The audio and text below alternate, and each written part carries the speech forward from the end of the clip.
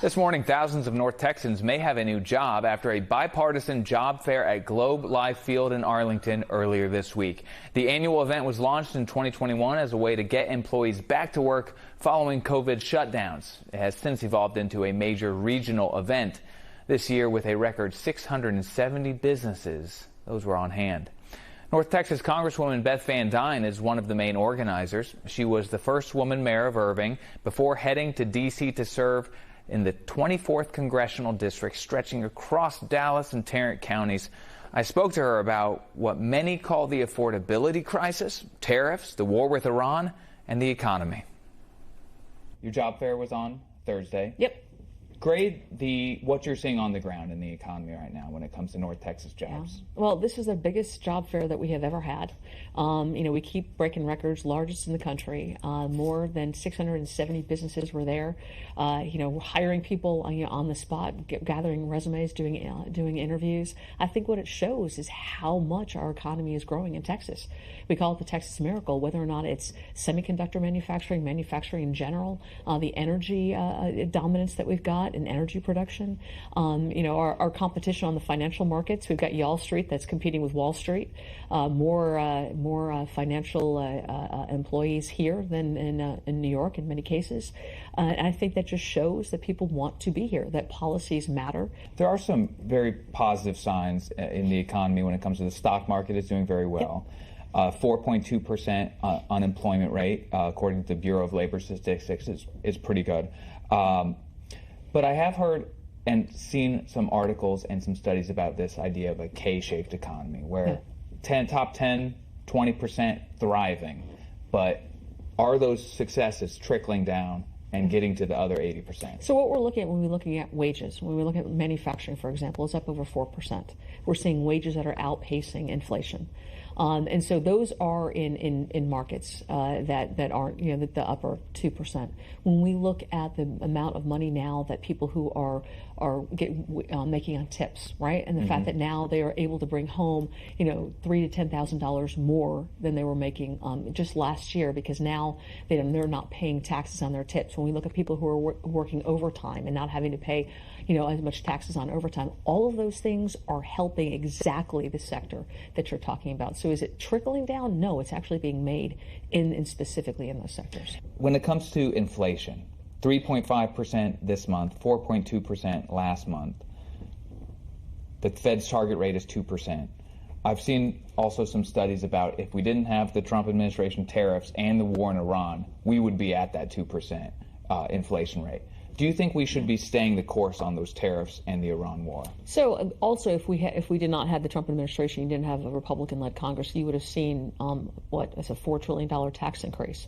Because if we didn't pass that one big beautiful bill, you would have seen the largest tax increase on the American population than we've ever had in our American history. So I think that's one thing to take notice of. Tariffs is really an opportunity to correct a wrong that happened when we basically pushed all of our manufacturing over to China several years ago.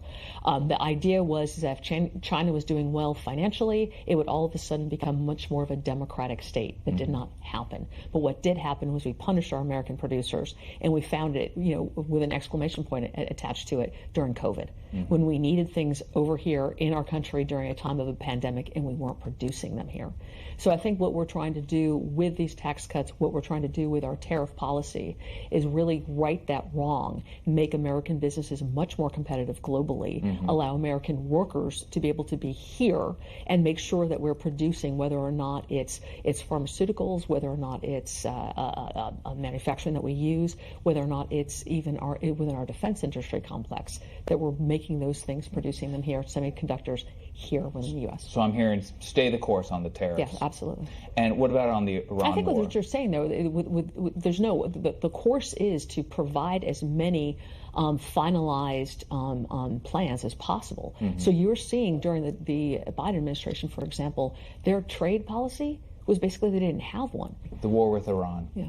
Keep going with the course. What do you see? What do you think? I would love to see that war end sooner rather than later. I think that's what the plan was. But if you look at where our nation was 5 months ago, you had a superpower that was being threatened by, an Islamic radical regime who had 47 years ago basically declared war on the U.S., who has for over 47 years now has terrorized, has funded terrorist activities that has resulted directly in deaths, maiming, injury of American civilians and American soldiers, American military.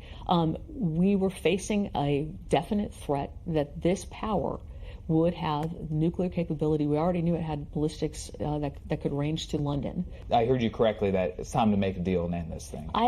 We want to end it, but at the same token, you want to make sure that you do not have an enemy of the United States, the enemy of the West, have the capabilities of having nukes that it will use. And I think they have been very clear that that's where they were going. They were trying to hide it. Every other president from the time, last 47 years, has wanted to prevent this. They've always threatened it. They've just never done it. People talk about an affordability crisis. A lot of that has to do with inflation, but I think a lot of it also has to do with the cost of health care, child care, housing, the things that aren't just jobs and wages, but how much the things cost once you have the jobs and the wages. What does the Republican leadership and you all in Congress need to do to address that? Well, I think what we're trying to do with that, with the One Big Beautiful Bill, I mean, that we absolutely looked at people having to pay more because during the Biden administration, trillions of dollars were spent on keeping production from happening, on keeping manufacturing jobs, on the regulatory burdens that they had added to our small businesses, crushing them. And so we tried to relieve some of that. We were looking at providing people more dollars in their pockets so that when you earn money, you get to keep it and you're not sending it off to the government to be able to spend as they wish, bringing jobs back, growing the economy. All of those things have benefited. Gromer, Congresswoman Beth Van Duyne has an opponent in November. I reached out to Kevin Burge. But in that district, Northern Tarrant County, Northern Dallas County, I mean, that's right in the center of the Metroplex, and the economy has to be the #1 issue. Without a doubt. And, I must say she's been with this job fair for many years. She stuck with it. It's really grown, so kudos to her for that.